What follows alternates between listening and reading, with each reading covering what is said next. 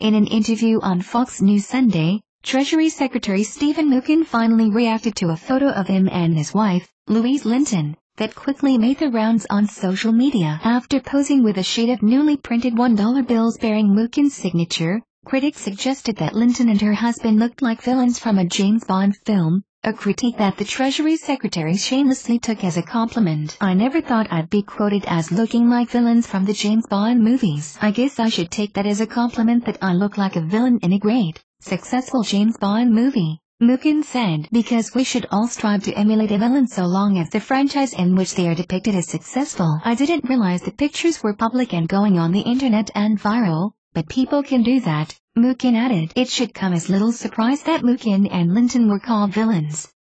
In the photo, Linton is wearing long black leather gloves and staring dead-on into the camera. Mnuchin, for his part, is staring wistfully off into the distance. Both are gripping a full sheet of currency. This is not the couple's first tangle with controversy. Earlier this year, they were thrust into the national spotlight after a government inquiry into Stephen Mnuchin and Louise Linton's use of government travel, sparked by her patronizing response to a critic on Instagram, revealed that the Treasury Secretary requested a government jet for him and his wife to travel on their honeymoon to France, Scotland, and Italy this summer. Louise Linton posted a photo of herself debuting a U.S. Air Force jet in full high-fashion garb, tagging luxury brands Hermes, Tom Ford and Valentino in the now infamous Instagram shot. A critic commented on the fact that the trip, presented as a high-class getaway, was paid for by taxpayer dollars, prompting Linton to lash out with a tone-deaf and condescending response. "Aw, did you think this was a personal trip? Adorable! Did you think the US GOVT paid for our honeymoon or personal travel? Lol."